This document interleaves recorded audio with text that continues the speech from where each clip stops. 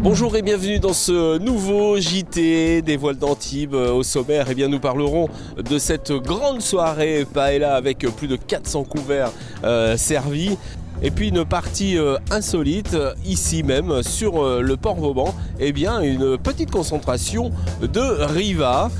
Je vous ferai découvrir également un métier hors du commun, c'est le push and kiss avec Alizé et Harold. Et puis à l'occasion de ces voiles d'Antibes 2015, eh bien c'était l'occasion de faire découvrir cet événement à quelques chefs d'entreprise de la région. Et puis bien entendu, nous partirons à bord d'un bateau. Aujourd'hui, nous allons découvrir le bateau Eva. Alors c'était une grande soirée paella hier soir et avec un orchestre, avec Nadia Mori sur la scène des voiles d'Antibes. Je vous propose d'aller faire un petit tour sur cette grande soirée d'hier soir.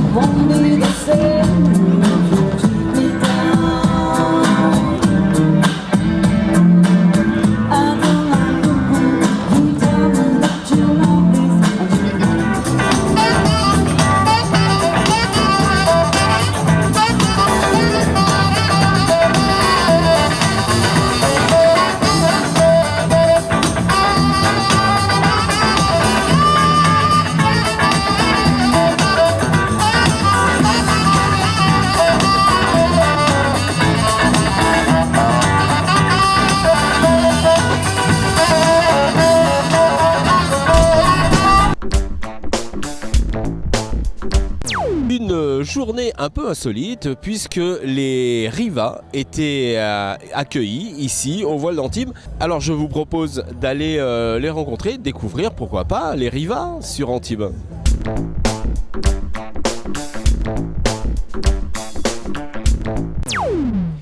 Bonjour Claude.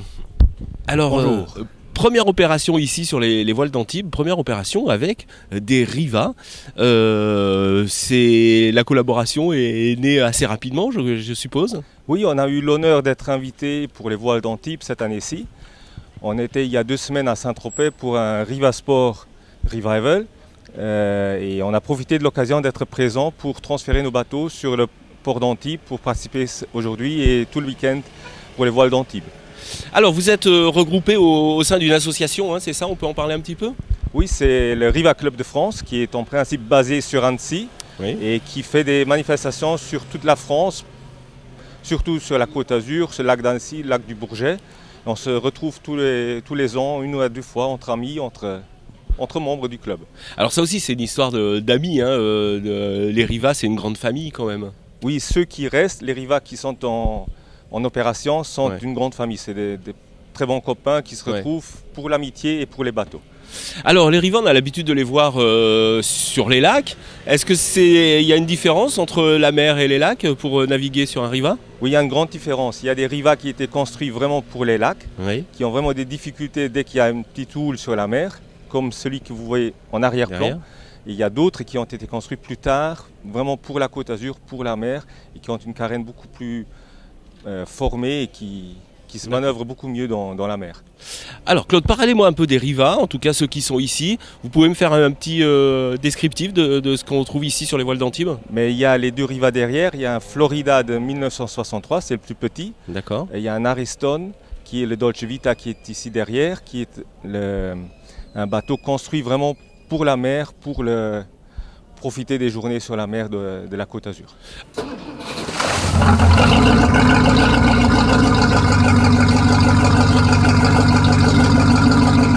C'est des moteurs V8 américains qui ont été marinisés. Ouais. Et ils ont 263 chevaux et qui font un bruit très typique pour ces bateaux-là. Et alors, parlez-moi du plaisir que vous avez à conduire un riva. Mais déjà le plaisir d'être sur un bateau en bois qui est un peu unique. On est regardé par tout le monde, on est salué, Ça, c'est sûr. on est reçu comme des grands yachts dans des ports. Ouais. Et c'est un vrai plaisir de naviguer, surtout de naviguer entre copains pour faire des tours le long des côtes et des choses comme ça. Et ça marche avec les filles alors? Ça marche aussi, oui.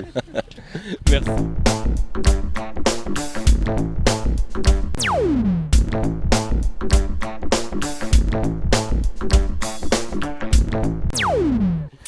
Bonjour Alizé. Bonjour. Alors Alizé, tu t'occupes sur les voiles d'Antibes d'un métier assez particulier, on va dire. Tu peux me le décrire? C'est quoi en fait ce que tu fais? En fait, ça consiste, on est deux annexes, des petits annexes C1, et on consiste en fait à aider les bateaux quand ils rentrent, parce qu'ils ils sont très lourds et ils ont un tout petit moteur. Donc en fait, on tient l'avant du bateau et on leur sert en fait de propulseur à étrave en fait, en gros. D'accord. Et il y a une formation particulière pour arriver à placer les bateaux? Pas de formation particulière, être dynamique, assez à l'écoute du capitaine surtout. Faire attention à la coque au niveau des rayures, ne pas avancer trop vite pour leur faire des tâches parce que ce sont des coques blanches, donc il faut éviter la moindre rayure. Et après, en gros, vraiment être à l'écoute du capitaine, surtout, très important. Et ça fait longtemps que tu fais ça en fait? 8 ans. 8 ans? 8 ans, ouais. Depuis toute petite, ouais. Passer le permis bateau, exprès pour ce genre d'événement. Alors il y a combien de bateaux là? Tu t'occupes de tous les bateaux quasiment? Pour la plupart, ouais, les trois quarts, parce que ce sont des gros bateaux avec des tout petits moteurs. Et donc ils ne sont pas vraiment faits pour rentrer en marche arrière dans de toutes petites places. Et les capitaines, ils sont comment alors? Ça dépend. Certains sont assez sympas, d'autres un peu plus difficiles. Mais sinon, en règle générale, ça se passe bien, une bonne ambiance. Ouais. Harold, alors toi, t'es l'apprenti dans ce job. Comment il s'appelle ce job avec les Zodiacs? On nous appelle les Kiss and Push. Voilà. Apprenti, oui, c'est ma deuxième année. L'année dernière, j'y suis allé en remplacement sur 2 jours. Là, cette année, je suis à plein temps.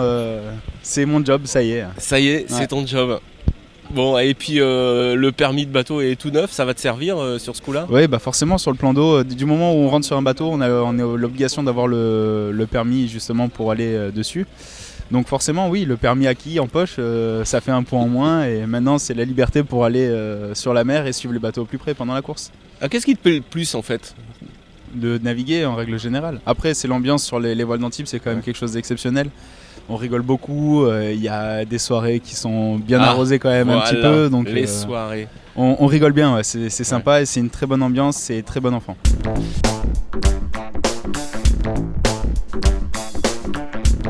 À l'occasion donc des voiles d'Antibes, quelques chefs d'entreprise sont venus découvrir les coulisses de cet événement et également découvrir un jeune talent culinaire.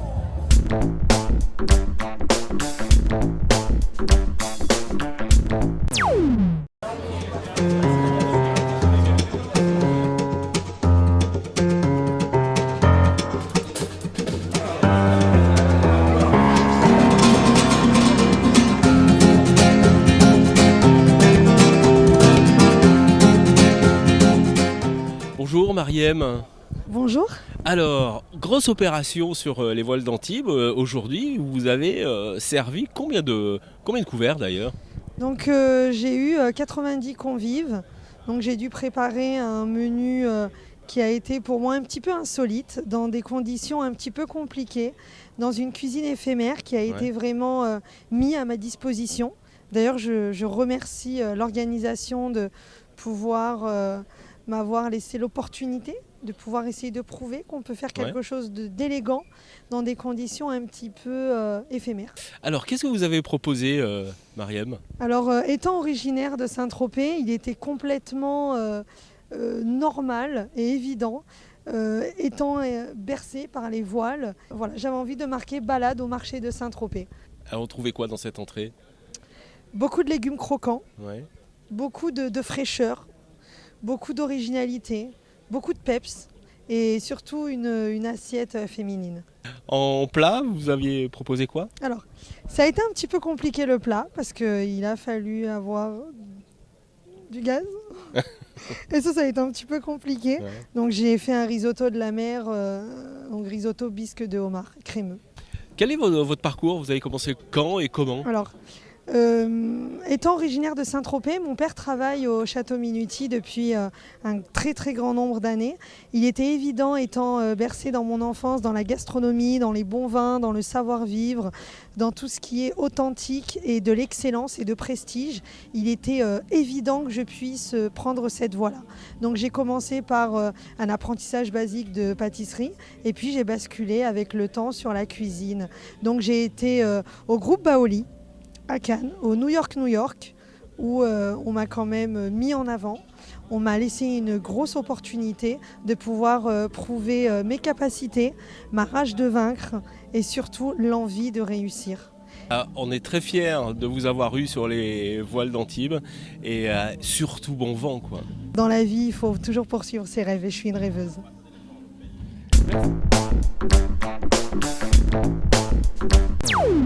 Eh bien, il est temps de partir et de vous faire découvrir un bateau.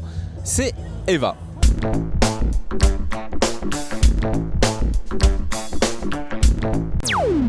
Alors c'est un bateau qui a été construit en 1906, mais sur les lignes de jauge d'un 8 mètres, en fait, qui n'était pas encore active à cette époque-là, mais Fife avait déjà réfléchi à tout ça avant.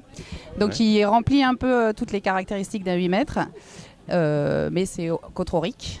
Et donc on est à peu près 16,50 mètres en fait, de long avec le beaupré. Les voiles d'Antibes, vous y êtes chaque année, non? Ou Chaque année, le bateau est basé à Antibes. Ah oui, d'accord. Voilà, d'ailleurs c'est sa place à l'année. On participait même avec Zéphyr, l'ancien bateau du propriétaire, quand les voiles d'Antibes étaient encore de l'autre côté, etc. Donc ça fait quelques années qu'on est aficionados. Ouais. D'accord, c'est important pour vous les voiles d'Antibes donc? Bah oui, bah, ça fait, c'est un super bel événement qui prend de l'ampleur, tant mieux. Et on a des chouettes compétiteurs là. C'est une des régates où notre classe est bien fournie et avec des vrais compétiteurs sur l'eau et ça fait vraiment un vrai challenge sympa. Et sur l'eau, ça vous envoyez quand même? Ça vous prenez au jeu? C'est un bateau rapide déjà et puis on a fait quelques travaux dessus qui ont permis un peu d'améliorer la chose depuis 2 ans. Mais on est encore en train de découvrir. Hein. Ça fait que voilà, c'est notre 3e saison. On commence à avoir un équipage qui marche bien. Et puis non, c'est un bateau qui est agréable, qui est facile, qui est léger et on sent un potentiel incroyable. On a envie de tirer encore un peu plus. Ouais, bien sûr qu'on se prend au jeu, on est là pour régater. Hein. Combien d'équipages sur le bateau? Alors sur les régates, là on est 10 cette semaine. On aurait pu être 8, mais de 8 à 12 en gros. D'accord. Charlotte, parlez-moi de ce challenge alors, c'est quoi? Alors le challenge des challenges de Panerai de cette année, c'est tout neuf a priori, et cette année, cette régate, c'est pour les côtes auriques. Donc Eva et Lulu se défient sur l'eau pour la journée aujourd'hui. Donc on participe à la régate, et il y a une régate dans la régate. Voilà. On se regarde. Tous les soirs aussi, tous les soirs. Ça va saigner. Voilà.